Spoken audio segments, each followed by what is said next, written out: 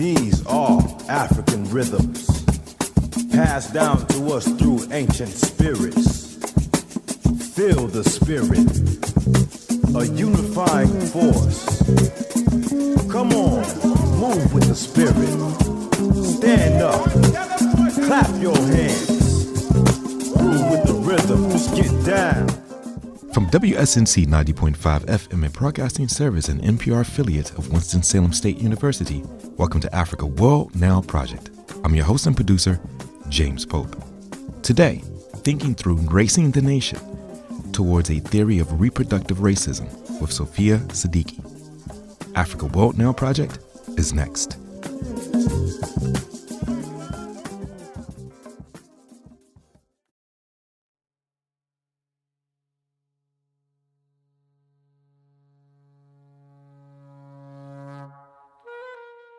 Sophia Siddiqui in Racing the Nation Towards a Theory of Reproductive Racism examines the notion of reproduction, both biological and social, in relation to new forms of political and popular racism in Europe, wherein the family and breeding to keep the nation white and native are now center stage. While certain women's reproductive capacities are being incentivized for nationalist ends, this goes alongside a rollback in reproductive rights as well as a series of exclusions aimed at those marked as demographic threats, i.e. immigrants, Muslim, and increasingly LGBTQ. She demonstrates how migrant women who are vilified as breeders who could threaten the purity of the nation are essential to maintain the traditional nuclear family under capitalism through caring for the young and old, but simultaneously denied their rights as workers and mothers. This intervention provides a framework to understand how, in different countries and political contexts of Europe, quote, native, unquote, women's reproductive capacities are being incentivized for nationalist ends, and how those same rights to have children and family life for minority migrant women are being restricted, whilst the hyper-exploitation of their labor is simultaneously essential to care for the young, sick, and elderly of the nation under advanced capitalism. I engaged Sophia to explore the relationship with anti-Blackness, specifically examining how the historical processes of creating the other are maintained in Europe today through a pattern that situates women now at the nexus of both defining the nation and also maintaining it, whilst excluding those who do not conform. Sophia Siddiqui is deputy editor of Race and Class, as well as assisting the editors in managing the production of Race and Class. Sophia is the coordinator of the Institute of Race Relations News. She writes and lectures on anti-racist feminism, both historically and in the present day, with her most recent publication, the topic of our current engagement, titled Racing the Nation Towards a Theory of Reproductive Racism. This program is part of a collaboration between Africa World Now Project, the Institute of Race Relations, and its journal, Race and Class, based in London, where we engage in transnational dialogue that intentionally disrupts dominant discourses around racial oppression. These programs are designed to inform the ways we think about the persistent and evolutionary nature of global racial oppression in order to develop an analysis to radically and systematically address it. Our show is produced today in solidarity with the Native, Indigenous, African, and Afro-descendant communities at Standing Rock, Venezuela, Corporation Jackson in Jackson, Mississippi, Brazil, the Avalon Village in Detroit, Colombia, Kenya, Palestine, South Africa, Ghana, Haiti, and other places who are fighting for the protection of our land for the benefit of all peoples around the globe. Enjoy the program.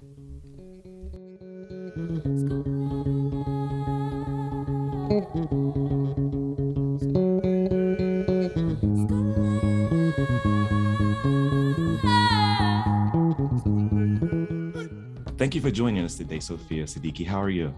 I'm great, thank you. Oh, wonderful. I am very, very excited to be initiating us launching a collaborative project that really engages in a lot of the ideas and articles and work that IRR is doing, Race and Class is doing over in the UK, but also how do we have these transnational conversations? How do we understand the continuities and discontinuities? And with that being said, what we're here to do today in this inaugural series that we're going to engage in is that we want to talk about an article that you just a couple of months ago, I think back in December, I think it was, that came out, an article that you wrote that really was very interesting, but also kind of sets the stage for us understanding a lot of the intricacies and continuities in the repression and oppression that transmits itself across time and space. The title of the article is Racing the Nation Towards a Theory of Reproductive Racism. Let's dive right into a conversation around that particular article. And what I wanted to do is, as we kind of unpack a lot of the arguments and a lot of the ideas that you present there, let's start here. Unpack the theoretical basis of reproductive racism as you lay out in your particular article. And we want to kind of pay attention to a lot of the nodes of our strands of thought, such as what are the relationships between anti-Blackness, more specifically the historical process of creating the other and the structures that maintain the other in Europe today?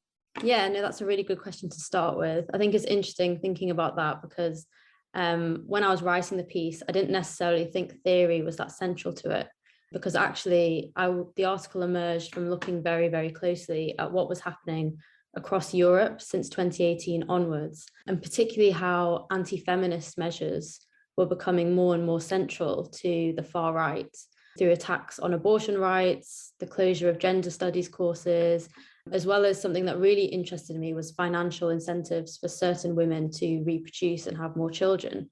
So really, I wanted to understand what was happening, why it was happening. And I realized very quickly that these attacks didn't just focus on women.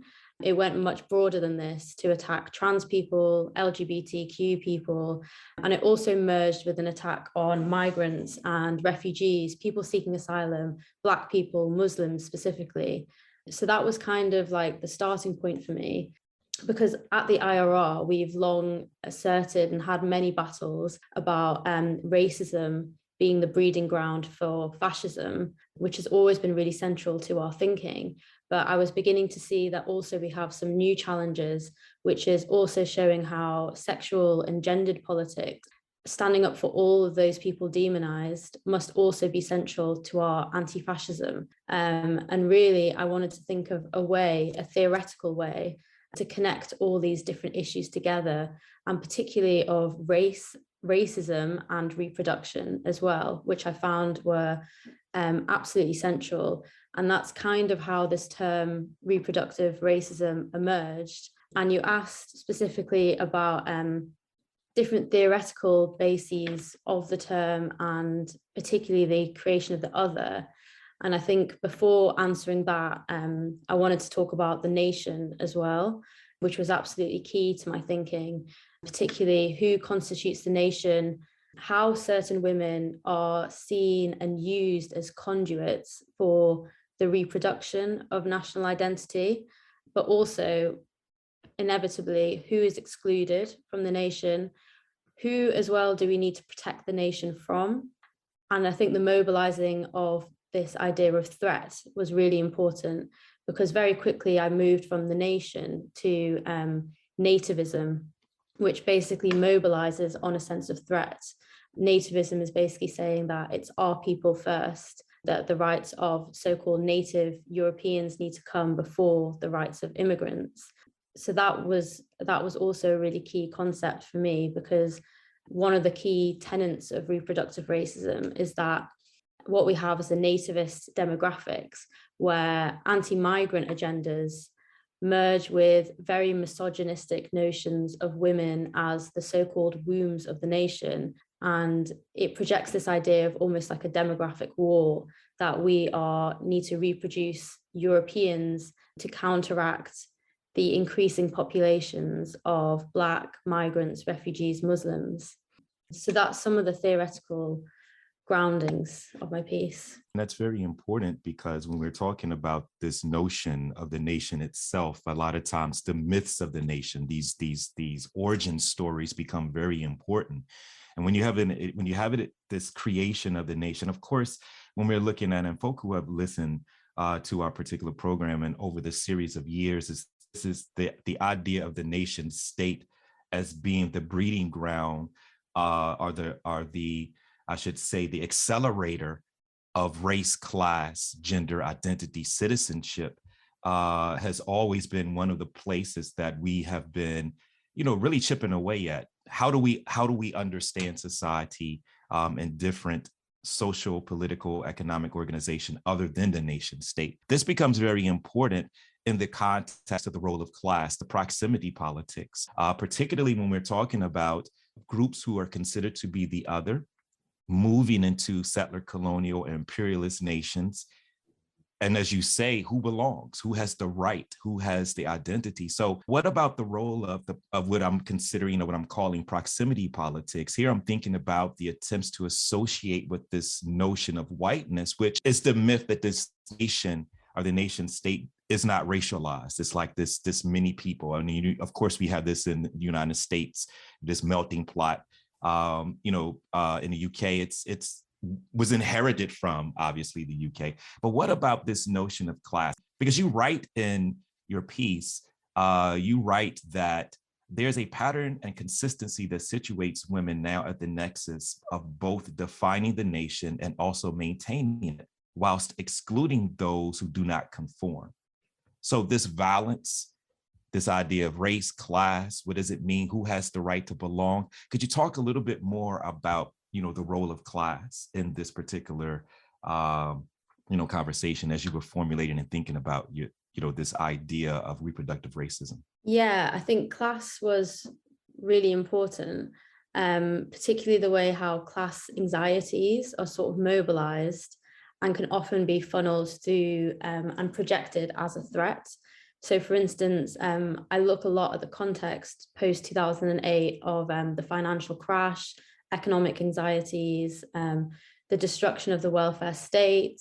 And what this actually has done is created the conditions of capitalist immiseration, where it's very easy to direct that sense of injustice and grievance towards a minority, and particularly towards a threat. And actually what I was looking at when I was monitoring European parties is that as well as the vilifying of the Muslim other and the immigrant other, which we're long used to, we're also seeing the expansion of the other to also include queer communities and feminists as well, anyone who's seen as a threat to the heteronormative family. And that has, manifested in attacks on LGBT education, rollbacks of reproductive rights. And I think class plays a big role in this, because some of the policies that I outline, for instance, reproductive incentives for certain women to give birth, for instance, loans in Hungary and the 500 plus program in Poland, they're very, very popular because families need that money. They don't necessarily see the larger picture of how those policies fit together with anti-immigrant rhetoric and what the political landscape is of that as well. Oh, it's a very, very important point that you're laying out here, because one of the things that is very, very important is understanding the nexus, the points of continuity in these particular policies, whether it's dealing with, most people tend to look at these race, class, and gender as separate constructs and try to study them. But what's important, and what is important about your intervention here is an attempt to bring those together, is an attempt to understand the continuities in those particular pieces, or those particular constructs of what will be considered the nation, the idea of class, the idea of race, this notion of gender, and the creation of the other. And this becomes very important, particularly when we look at the context of the political landscape across Europe, the rise, not only in Europe, but as it relates to the rise of what most people consider to be, I should say, the so-called rise in ultra-right language. But as you talk about it, it's always been there. This notion, particularly in the UK, and in the context that you guys are doing your work, you're doing your work, this notion of fascism is vital to understand as a primary driver of the current conditions. Let's look at and explore the role of purity of the nation as a central mechanism for the control of labor and the maintenance of power in the hands of a few.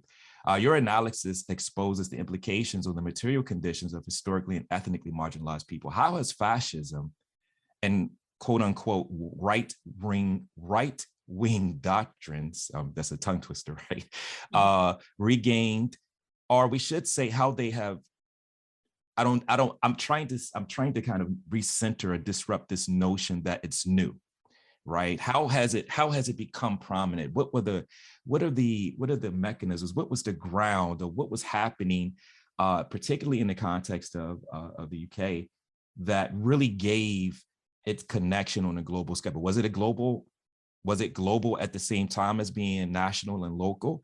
What was happening in those particular instances? Yeah, I think, as you said, fascism and far-right movements, I think it's often talked about as a resurgence, but that also kind of assumes that they've somehow gone away. But I think, there's obviously times where they're more heightened and more visible, and sometimes where they seem less so. But yeah, we're always trying to draw out those continuities, and also continuities between the far right and the mainstream as well, because they're not just sort of clear-cut separate entities. But I've learned this from our director, Liz Bakiti, is that there's a continuum between the far right and the mainstream, very much so, that we always need to be attuned to. And yeah, as I already mentioned, the context is everything. This notion of extreme precarity, forced displacement due to wars and neocolonialism that's led to mass migration, the destruction of the welfare state. It's all in this sort of context of crises, and extreme precarity, that I've noticed that far-right narratives have really made a comeback, particularly through drawing on the family as a sort of stabilizing force, that must be protected from these threats that I outlined before at all costs. So now we're sort of seeing a fusion of anti-immigrant and Islamophobic sentiment, but also appeals to protecting the traditional family from immigrants, but also anyone who questions the heteronormative norms of the family. And one of the things that I realized is that actually there's been this resurgence of anti-gender movements that have become really central to the far right, which have gained a lot of ground, particularly since 2008, again, going back to the role of sort of economic insecurity and how different narratives can really take root in those contexts. And the way that this is manifested is a multi-dimensional attack on equalities, which I think is really important. And by going back to this point that you mentioned about the national, but also the international and the global, these anti-gender movements have a huge amount of funding. They're part of a global network. For instance, a new report was just released about a few months ago, which said that $702 million has been funded into Europe from European religious sources, particularly on two anti-gender activities, which is mainly anti-abortion and anti-LGBTQ activities. So that kind of really shows the global nature of these networks and the scale, which we often don't really know about, but it also highlights the fact that our solidarity also must be global and international and transnational, because these networks are so powerful and they are, all over the world. But I think this question of the purity of the nation is very interesting, because that was something I kept circling back to, and particularly what you mentioned, this idea of a mythical all-white Europe that we need to somehow protect ourselves against. And particularly, I was thinking about how after World War II, eugenics was by and large rendered taboo. But actually, we're seeing a sort of comeback in the form of demographics, where similar ideas around the purity of the nation are now starting to seem as acceptable. And that's why a really key part of my article is looking at this notion of the birth rate agenda. And that's basically the idea that the future of the nation hinges on constant population growth in a perceived demographic race against the Muslim or the immigrant other. And because the population of Europe is going down, this has become a really central anxiety around who makes up the nation, what do they look like? Where are they from? What's the color of their skin? What language do they speak? Who will their children be? Which is another really key point. So yeah, I think the birth rate agenda is explicitly racialized because immigration isn't seen as an acceptable solution to population decline. And that's really where it fuses with racism. And particularly far-right conspiracy theories as well, such as the Great Replacement theory, which I mentioned in the article. Yeah, could you talk a little bit about that? Because one of the things of those who actually really push back on disrupting are really understanding the origins of racism. Of course, Cedric Robinson, who of course was connected with IRR and Race and Class, and others who were working on this notion of racism being developed and how it developed. There is a strong religious component there, right? This idea. There's a book called Racecraft, who talks about race and racism, or particularly racism is like witchcraft. It morphs, it develops over time and space. So this is the reason why I thought that your article was very important, and you actually say this in your article, and I want to quote you here. You said, "We need a framework to understand how, in different countries and political context of Europe, quote, Native women's reproductive capacities are being incentivized for nationalist ends, and how those same rights to have children and family life for minority migrant women are being restricted, whilst the hyper exploitation of their labor is simultaneously essential to care for the young, sick, and elderly of the nation under advanced capitalism." This is a very, very powerful, meditation on this, because again, we're also in the midst of seeing these structures, for the lack of other words, kind of disintegrate. Racial, capitalism on a global scale. We're looking at with the pandemic. We're looking at what's happening with Ukraine and Russia and NATO. There's a lot going on that is really, kind of pushing our limits of thinking. And also, how do we understand, how do we develop ways to address these particular things? So with that being said, what are some of the ways that your argument informs, expands, or critiques dominant discourses around the conditions you lay out, such as this notion of reproductive rights and, migrant workers, the myth of the nation, and all those types of things? How do you expand? And here I'm thinking specifically about biopolitical production. I'm thinking about Silvia Federici's work. I'm even thinking about this notion of internal colonies as points of expanding the theoretical foundation that you're building out. How are you in conversation? How are you expanding those dominant narratives? Marxist feminism, those narratives, how you're in conversation with that, how you're critiquing, expanding, and using those discourses. Yeah, I'm really glad that you read that quote out, because that really summarizes a lot of my article, which is sort of a key contradiction. It's a contradiction, but it's a very essential contradiction of reproductive racism, that it's basically that the same rights to have a family and a family life for minority women are being restricted whilst their labor is constantly being hyper exploited. And one of the key points that I raise that is a key aspect of reproductive racism is the fact that migrant women often have to leave behind their own families in their home countries to come to Europe, to the UK, to many places to look after and care for the children of more affluent others, often with no route to settlement, with very, very precarious conditions, a tied visa tying them to their employers, high risk of exploitation. And actually that being separated from their own families is also essential to capitalism, because the state no longer has to look after or pay for or provide for their families. And one of the central sort of theorists on this have looked at global care chains, how this doesn't actually solve the care deficit. It actually just transfers it to poorer women who have to in turn look after the children of other people. It kind of shifts the problem. But yeah, as you said, the different the different frameworks and theorists that were really essential. One of which was the work of Marxist feminists, which for me really showed me that the reproduction of people is central to productive work and that we can't separate those two things out.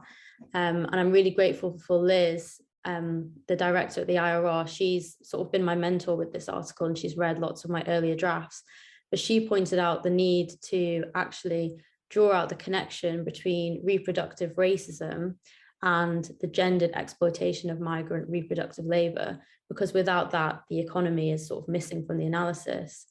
And really what really helped me to make that link was the lived realities of domestic workers and migrant workers, but also Marxist feminist theory.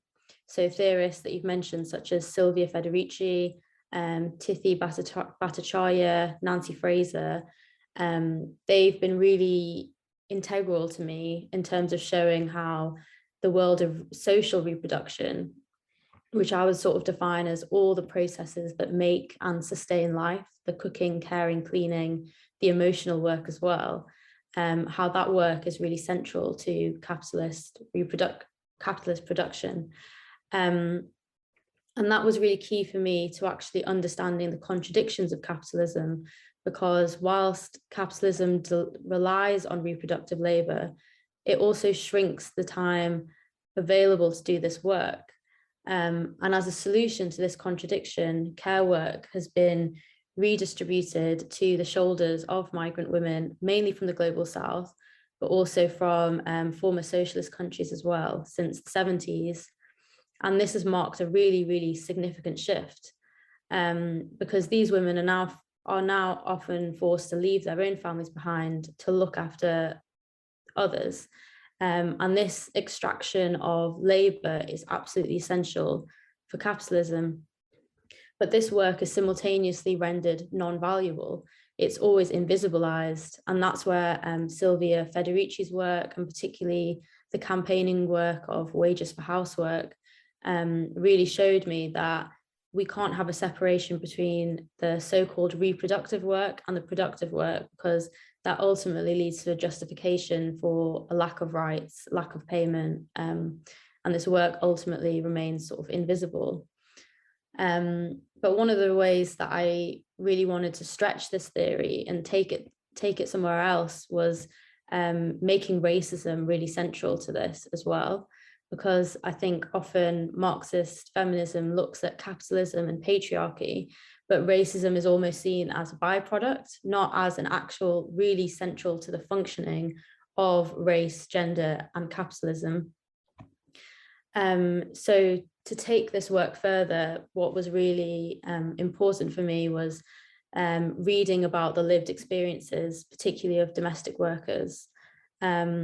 And here in the UK, we had something that was called the Permanent People's Tribunal, where it's almost like a quasi-legal performative space where people give testimonies and certain aspects of state racism can be put on trial.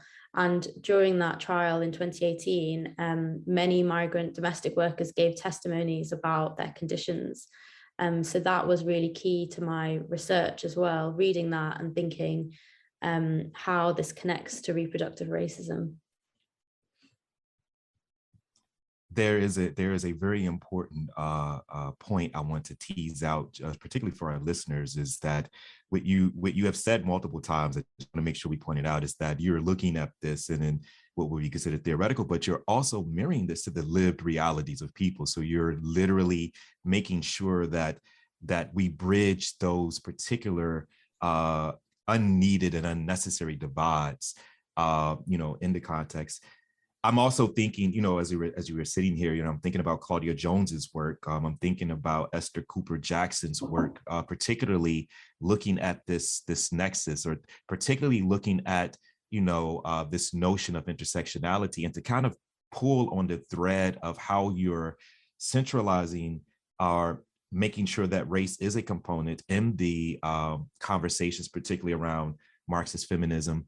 But you write in your piece, you talk about for Wilson.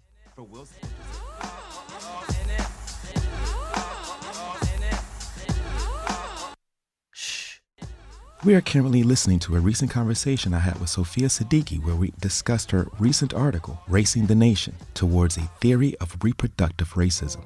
In it, Sophia explores the notion of reproduction, both biological and social, and marries it to new forms of political and popular racism in Europe, wherein the family and breeding to keep the nation, quote, white and, quote, native, are now center stage. Reproduction is now a key dividing line in European racism, something that feminists and anti-racists should address. This, she argues, is more than a matter of intersectionality, but a new racist avatar, which she terms reproductive racism. Sophia Siddiqui is deputy editor of Race and Class, as well as assisting the editors in managing the production of Race and Class.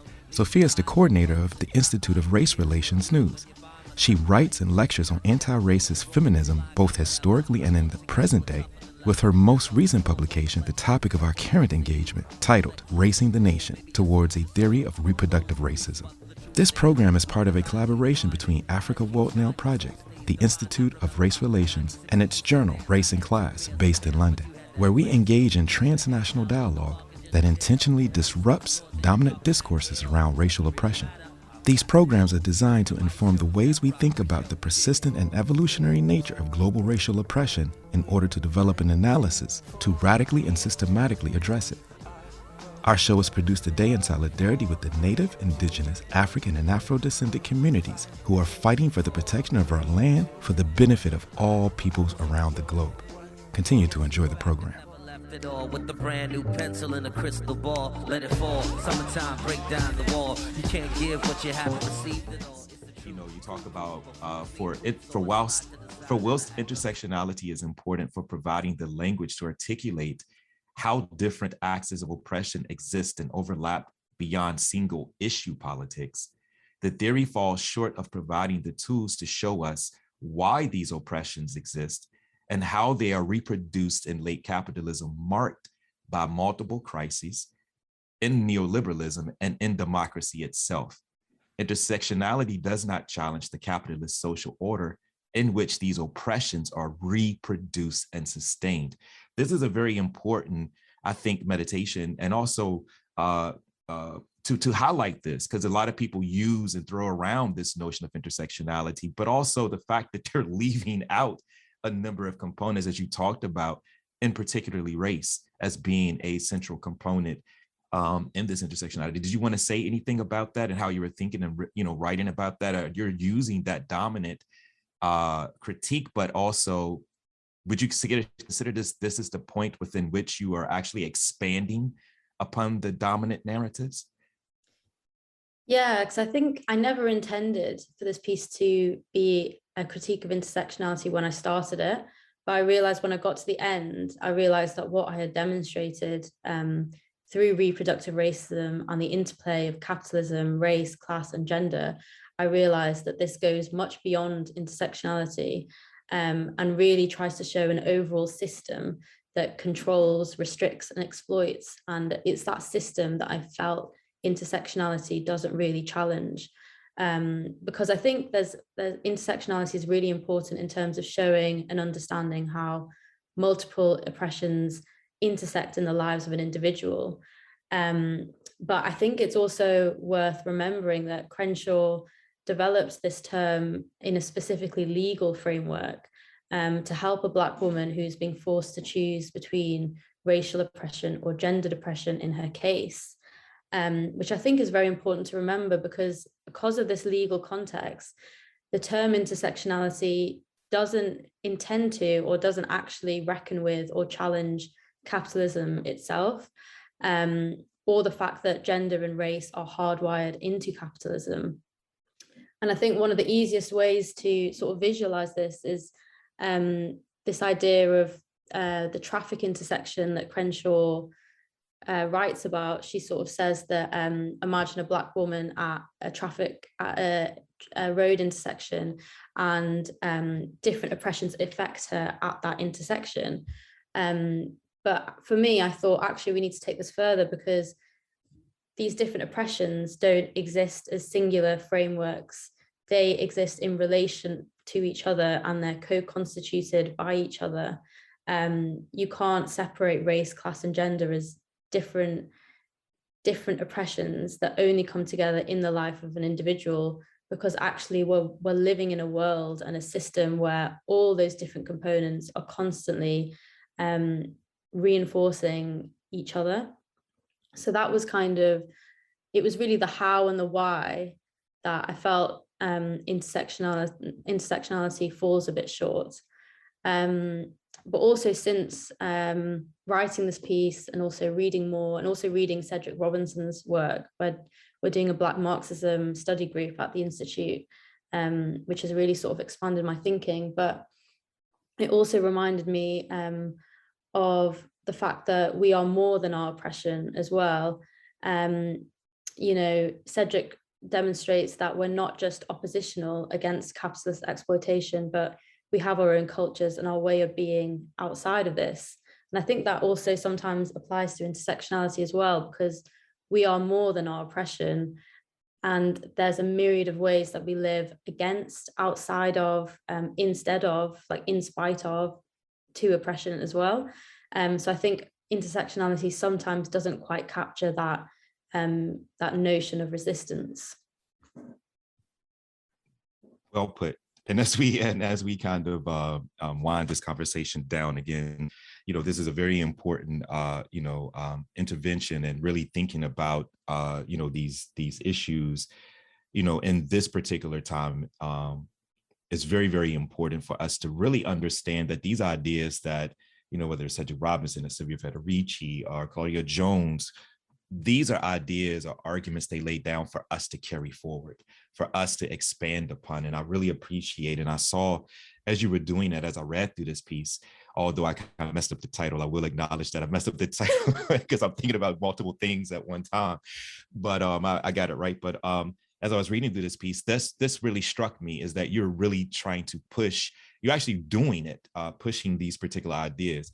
And with that being said, what is also very important is to really talk about how our communities resisting. You mentioned that you mentioned one of those as far as like the performative space where people were able to kind of talk about those things. Could you talk a little bit more about the ways communities are pushing back? What roles can this notion of reproductive racism, as you lay out in this piece, play in movement discourses to raise the level of contradictions that you're actually highlighting here as well? Yeah, so communities are pushing back in so many different ways, and that was always a really central focus of my piece.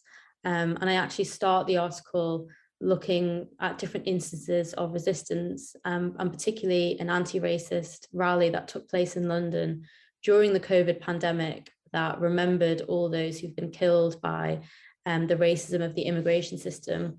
And I think that was a really powerful instance of resistance, because it brought together domestic workers, migrant rights groups, queer groups, health workers, and the fact that they happened during the COVID pandemic as well, because COVID in many ways has shone a light on the integral role of reproductive labor to society. And I hope that this will mark the beginning of a wider understanding of domestic work as work.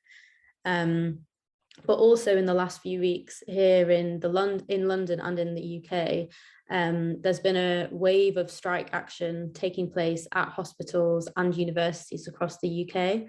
And that's mainly been led by security guards, cleaners, caterers, porters, who've basically had enough. And also with delivery drivers and couriers who do sort of food delivery as part of the gig economy. And all these strikes have really raised fundamental issues around racial discrimination in the workforce.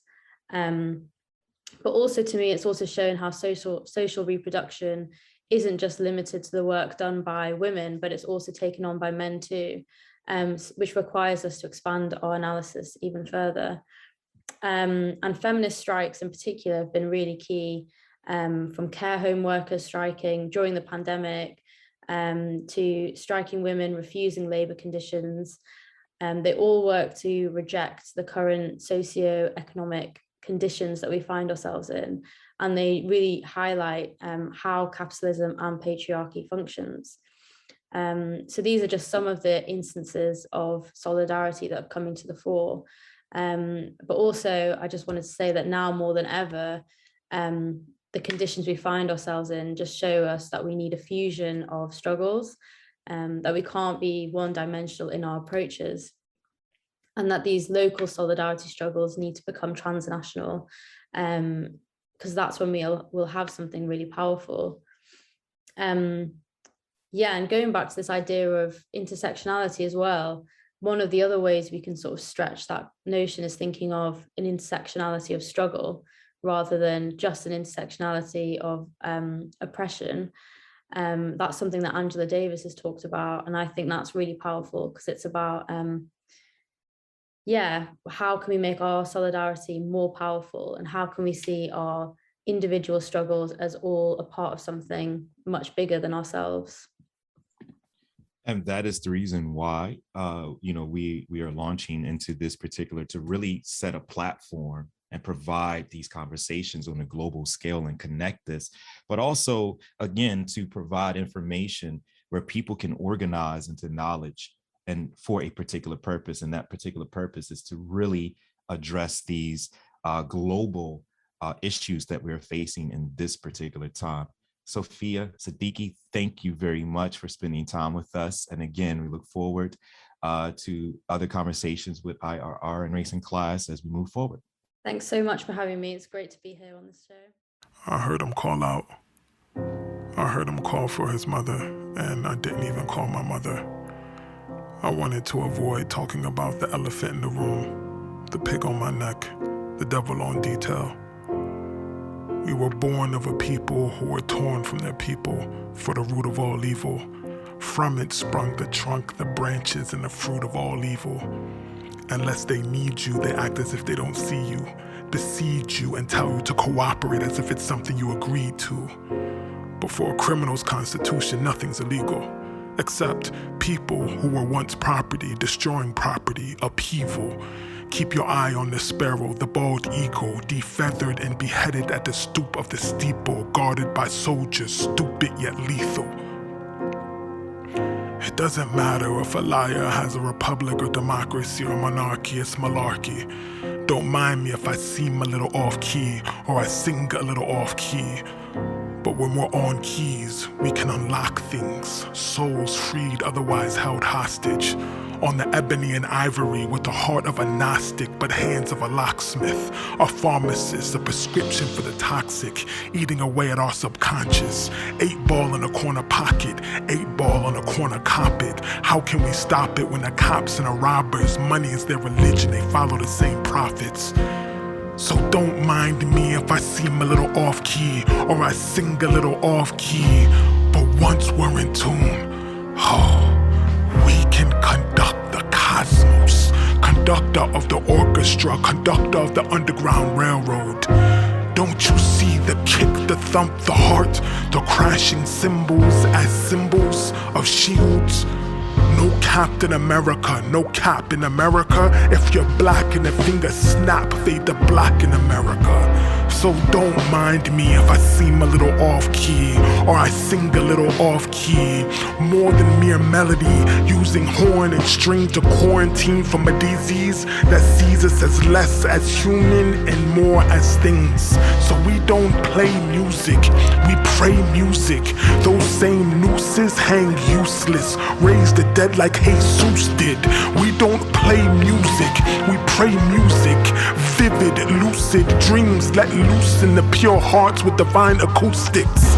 We lay blueprints at the blue note. I come from a people transmuted, transformed by song. Until the musicians are translucent, until you see through them and see through this and bear witness to the oneness that from nothingness brought forth all of existence. So don't mind me if I seem a little off-key or I sing a little off-key. It's more than mere melody, I'm in tune. We're in tune.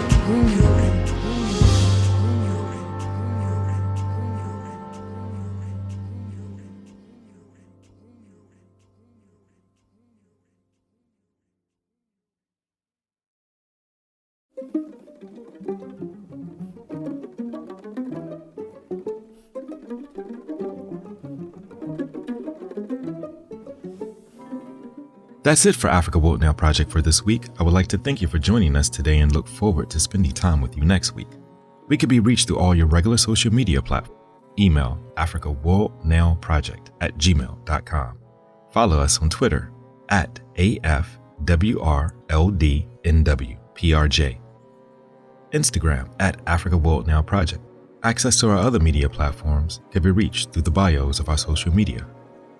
I'm your host and producer, James Pope.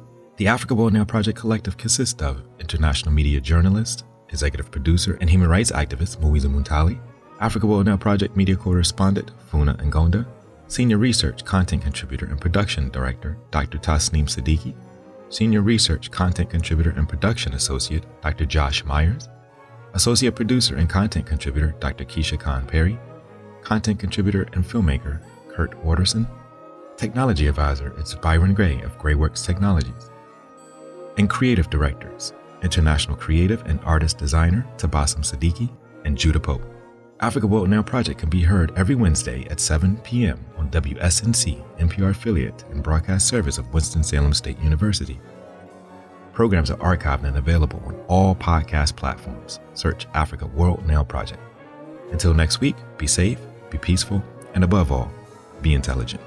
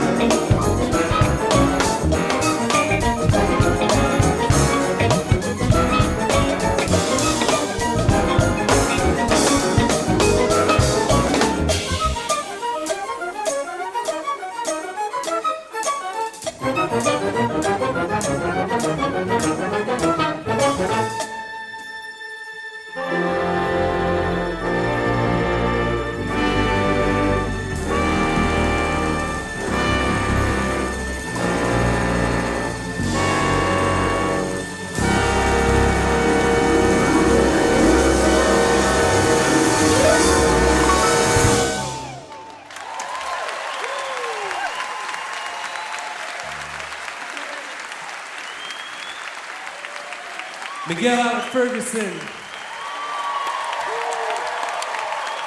And the suite from Ma Duke's Orchestra.